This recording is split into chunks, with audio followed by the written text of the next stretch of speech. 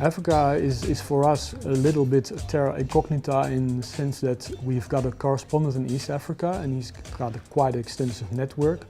But when we would like to report on West Africa, for instance, our network isn't simply there. It means that we really have to develop local contacts, we have to develop lines with the government. We don't have that at all, so it's really starting from scratch. And that's quite difficult and it's quite time consuming and it's not efficient, so sometimes we decide to drop a story as a whole. One of the main challenges in investigative reporting is, of course, money. It's financial. It's expensive, it takes time, it's often uncertain in outcome, so editors may be hesitant in doing these stories. So we have to teach people that cooperation is valuable, that it can bring you better stories, and show that cooperation is a tool of the future, because stories cross borders, so we as reporters have to cross borders too.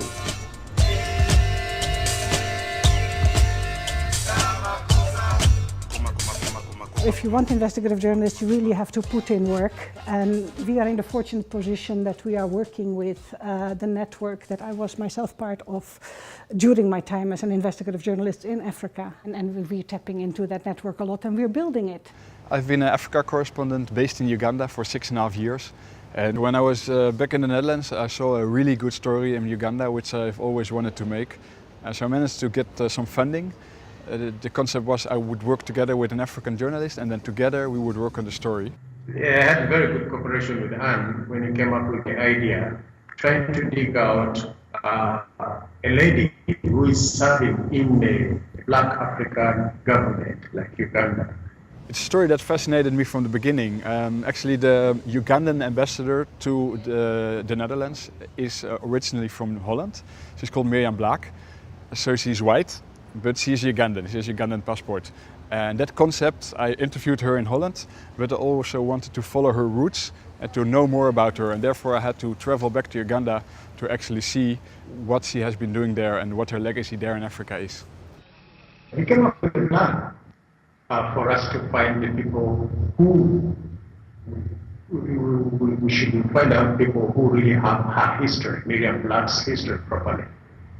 So we did research and we got to find that actually the key people who have proper research and her links into government, how she comes into government. The cooperation with Sam went very well. We worked together in Uganda for almost 2 weeks and together we made a nice production which I could publish here in the Netherlands and he published the same story in Uganda.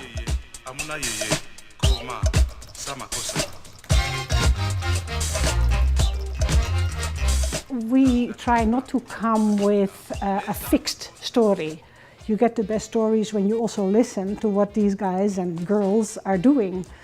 They're often doing surprising things that you never thought of yourself. And we did stories about pirates and oil smugglers and corrupt tycoons who were actually loved by the people in their region.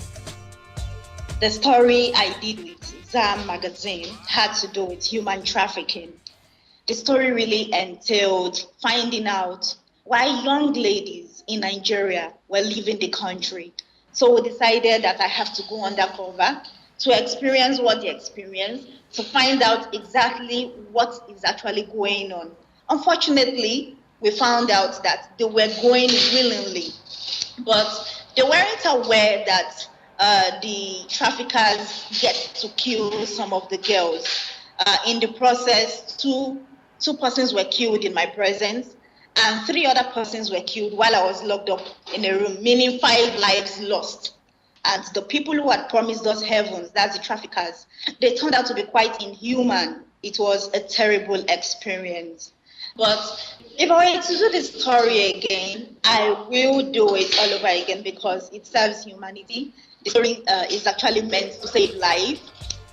The cost of getting engaged to investigate any story is a burden to any African journalist if it is not well funded, well equipped. There is the financial constraint. Doing investigations is quite expensive, and many media houses in Nigeria, they can't really finance it.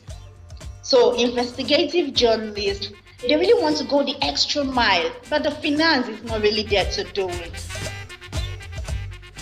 My perception is that if we would have journalists working together from different countries on these very complicated dossiers, we could have a better world to a certain extent. And I think that that is what we're doing at the moment, trying to find the right grant mechanism to support and aid this kind of journalism with building capacity or allowing for peer-to-peer learning between journalists from different countries. And so we have to find a mix of approaches to foster better global journalist scrutiny of these global mechanisms. Oxfam will be an important broker, bringing together different organizations of investigative reporters from the south, the north, donors, other NGOs, to ensure that we create a platform together. And I would be happy when you see that through this program more investigative reporters can do a good job of searching for new stories in Africa, but also stories that have an international dimension, that links what is going on in the north to what's going on in the south. Well, The Guardian is struggling, the New York Times is struggling, the Washington Post is struggling. You know, all major newspapers around the world are struggling because of the nature and the changing and advertising formats. And how we look to plug the gap is I look for organisations that actually are interested in exposing slavery, are interested in looking at female genital mutilation, where 6,000 young girls every day are cut in this world, and saying we need to actually get the word out there about this, who are spending millions with PR teams trying to get inside media organisations to get their message across. What we are saying is come in, work with us, don't attempt to control us, accept the integrity of what we're doing, let us be professional and let us use the money in a way that actually has an impact. And if you're very clear from the beginning that, for example, with Humanity United, we worked on them on a 6-month-long slavery investigation into slavery on Thai fishing boats where slaves were kept for years out at sea. So we were very clear from Humanity United, we're the journalists and we have the platform. You're an organisation that wants to get the message out. So you're coming to us because you trust our journalism, and we're coming to you because you have the money. And that's very clear from the beginning. If they don't want to enter that relationship, then we don't go anywhere.